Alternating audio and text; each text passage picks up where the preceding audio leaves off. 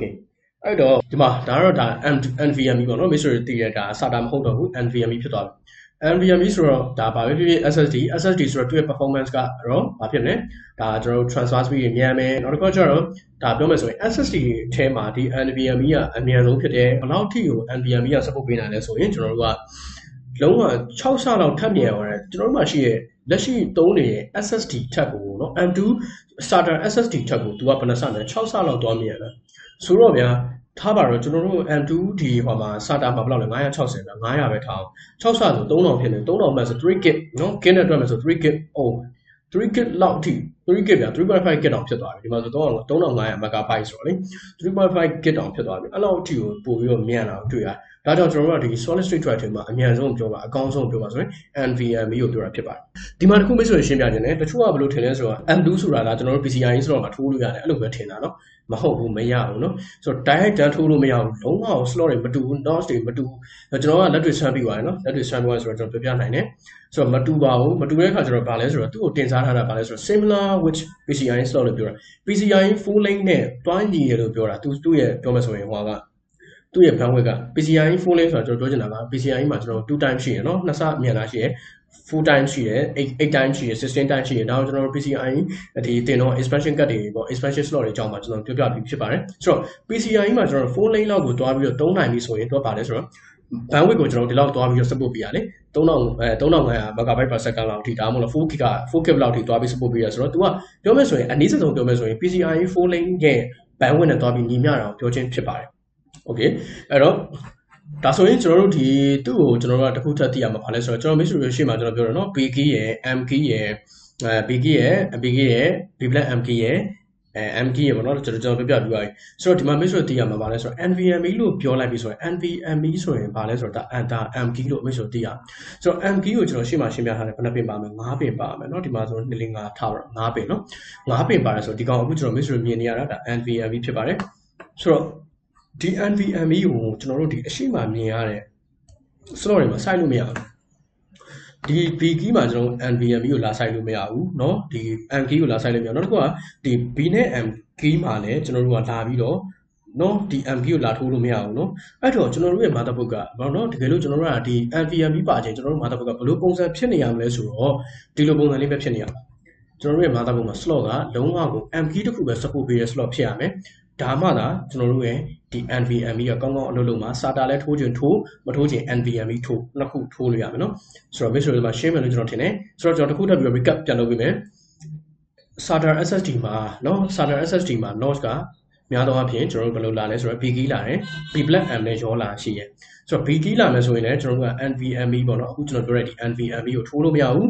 B black M key ရောလာပြီဆိုရင်လည်းကျွန်တော်တို့ X slot မှာတွားပြီးတော့ဒီ M key ကိုတွားထိုးလို့မရအောင် notch တွေကမတူဘူးဖြစ်နေတယ်နော်မတူဘူးဖြစ်တော့ထိုးလို့မရဘူးဆိုတော့ဒီလိုကျွန်တော်တို့ကဒီ NVMe လည်းသုံးချင်တယ်ကျွန်တော်တို့ကွန်ပျူတာမှာ SATA လည်းသုံးချင်တယ်ကျွန်တော်တို့ရဲ့ကွန်ပျူတာက SATA ရော NVMe ရော support ပေးပါသလားဆိုတော့သိချင်လို့ရှိရင်ဘာလို့စစ်ရမလဲဆိုတော့ကျွန်တော်တို့ရဲ့ key ကိုစစ်လိုက်ပါ key ကိုစစ်လို့ကျွန်တော်တို့မှာပါလာတဲ့ slot က M key ဖြစ်တယ်ဆိုရင်ကျွန်တော်တို့က NVMe ရော SATA ရောကျွန်တော်တို့နှစ်ခုလုံးထိုးလို့ရတယ်ပြောချင်တာเนาะနှစ်ခုလုံးပြိုင်လို့ထိုးလို့မရဘူးဗျာတစ်ခုချင်းစီပေါ့နော်ကျွန်တော် NVMe သုံးရင် NVMe ထိုးလို့ရတယ် support ပေးရယ် SATA သုံးရင် SATA support ပေးမယ်ဒီလိုကိုက SATA ထိုးလိုက်ပြီဆိုတော့ SATA ရဲ့ speed ကိုသွားမှာပေါ့960သွားမှာပေါ့တကယ်လို့ NVMe ကပို့ပြီးတော့လည်းဈေးကြီးတယ် expensive ဖြစ်တယ်ပေါ့နော်အဲ့တော့ SATA ထက်ကိုပို့ပြီးတော့ expensive ဖြစ်တယ်ဆိုတော့အဲ့လိုမျိုးကိုက expensive ပတ်စံတက်နိုင်လို့ဝယ်မယ်ဆိုလည်း NVMe ကိုဝယ်ပြီးတော့ထိုးတာမျိုးလုပ်လို့ရတယ်ဒါဆိုရင်တော့ဒီ NVMe က PCIe 4 lane လောက်နဲ့တွန်းညီတဲ့အခါကျတော့ megabyte က measure SSD ရဲ့ဆိုင်6 time လောက်ပို့ပြီးတော့မြန်လာမယ်ဆိုတော့ rewrite speed ပိုမြန်လာမယ် faster ဖြစ်လာမယ် booting process တွေပိုမြန်လာမယ်နော်ဒါကတော့ကျွန်တော်တို့ဒါ NVMe က base လာတာဖြစ်ပါတယ်ဒီလောက်ဆိုရင် measure အနေနဲ့ဒါ SATA NVMe နဲ့ဒီ PCIe NVMe ပေါ့နော်တမျိုးခေါ်မယ်ဆိုရင် PCIe NVMe เนาะM2 မှာပဲเนาะ PCIe NVMe measure ရှင်းမယ်လို့ကျွန်တော်ထင်ပါတယ်ဒီဟာတွေအကုန်လုံးကတော့ကျွန်တော် NAND full time memory မျိုးစာတွေဖြစ်ပါတယ်เนาะ NAND full time ဆိုတာက RAM နဲ့မတူเนาะ RAM ကကျတော့သူက data တွေတည်ရှိဖို့အတွက်ကိုသူကအများအားပေးထားတယ်တကယ်လို့အားနည်းနည်းလျော့သွားပြီအားလေးနည်းဖြစ်ပြီဆိုတော့ကျွန်တော်ပြန်ပြီးတော့ refresh လုပ်ပေးရရှိတယ်ဒါကိုကျွန်တော် measure RAM technology ခန်းမှာကျွန်တော်ရှင်းပြပြီးဖြစ်ပါတယ်ဆိုတော့ measure နားလည်ပြီလို့ကျွန်တော်ထင်တယ်ဒီကောင်တွေကအဲ့လိုမဟုတ်เนาะသူတို့ကကျတော့ data တွေတည်ရှိဖို့အတွက်ကိုသူတို့တွေအားများပေးကြမလို့ကိုယ့်ဘက်ကိုကွန်ပျူတာကိုပိတ်ချပလိုက်ဘာမှဖြစ်ဘူးပြန်ပွင့်လိုက်ဒီ data တွေကဒီတိုင်းပဲတည်ရှိနေမှာဖြစ်ပါတယ်เนาะဒါကတော့ measure ဒါ ပြောမယ်ဆိုရင် RAM နဲ့ SSD HDD တွေကွာခြားချက်ဖြစ်ပါတယ်ဆိုတော့အခု Mr. ကျွန်တော်ရှင်းပြထားတာဒီ NVMe SSD အကြောင်းလည်း Mr. နားလည်မယ်ထင်တယ်နောက်တစ်ခုကျတော့ကျွန်တော် SATA အကြောင်းလည်းနားလည်မယ်ထင်တယ်နော်ပြီးတော့ slot တွေ key တွေအကြောင်းလည်းနားလည်မယ်ထင်တယ်နော်ဒီ M2 ကတော့ပြောမယ်ဆိုရင်သိတဲ့အတိုင်းပဲ NVMe ဆိုရင်ကျွန်တော် M key slot ပါလာပဲလိုက်ရှာလိုက်တော့ M key slot ပါပြီဆိုတော့သိကြပြီ okay မင်းဟာ M key ဖြစ်နေ NVMe support ပေးတယ် B key ဖြစ်နေ NVMe က support မပေးဘူးဆိုတော့ Mr. အနေနဲ့ပို့ပြီးတော့ကောင်းတဲ့ speed ကိုမရနိုင်ဘူးပေါ့ဗျာဆိုတော့ B+M ဖြစ်နေတယ်ကျွန်တော် NVMe က support မပေးပါဘူးเนาะဆိုတော့ဒါ Mr. သိဖို့လိုပါတယ်အဲ့တော့ဒါလောက်ဆို Mr. နားလည်မယ်ကျွန်တော်ထင်တယ်เนาะ NVMe နဲ့ပတ်သက်ပြီးတော့ okay ဒါတော့ laptop အပိုင်းမှာဖြစ်ပါတယ်ဒါတော့ဒါ Mr. ကျွန်တော်အသေးစိတ်ရှင်းပြထားပါเนาะဆိုတော့ဒီမှာအခုမြင်နေရတာ Mr. PC မှာမြင်နေရတာဘာလဲဆိုတော့ B key socket ဖြစ်တယ်ဒီ B key socket မှာဆိုရင်ကျွန်တော်ဘာပဲစိုက်လို့ရတယ်ဆိုတော့စစ်ပင်ဒီမှာဒါဆိုရင်စစ်ပင်ဖြစ်တဲ့အတွက်เนาะစစ်ပင်ဖြစ်တဲ့အတွက်ဒါ B key လို့ကျွန်တော်ပြောထားတယ်เนาะဒီလိုမျိုးကျွန်တော်တို့ဝယ်မဲ့ SSD က M2 SSD ကဒီလို slot နဲ့ဆိုရင် Mr. ဒါသုံးလို့ရတယ်เนาะဒီမှာတော့ထိုးလို့ရတယ်ဟုတ်ပြီနောက်ပြီးတော့ Mr. ဝယ်မဲ့ဒီ SSD မှာဒီလိုမျိုး B+M key ပေါင်းလာပြီဆိုရင်လည်းဒီ B key မှာကျွန်တော်သွားပြီးစိုက်လို့ရတယ်เนาะဒီ B key ဆိုရင်ကျွန်တော် B+M နဲ့ support ပေးတယ်เนาะဒီ B+M လည်းကျွန်တော်တို့ support ပေးမယ်ပြီးလို့ရှိရင်ဒီ B key only လည်းကျွန်တော် support ပေးမယ်ဒါပေမဲ့ M key ကတော့လာထိုးလို့ရမှာမဟုတ်ဘူးဆိုလိုတာက NVMe လာထိုးလို့ရမှာမဟုတ်ဘူးလို့ပြောချင်တာဖြစ်ပါတယ်เนาะအဲ့တော့ကျွန်တော် M key ဆိုရင်ကျွန်တော်တို့ဒီမှာ M key ဆိုရင်ကျွန်တော်ဘာထိုးလို့ရလဲ M key ဆိုရင်ဒီမှာကျွန်တော်တို့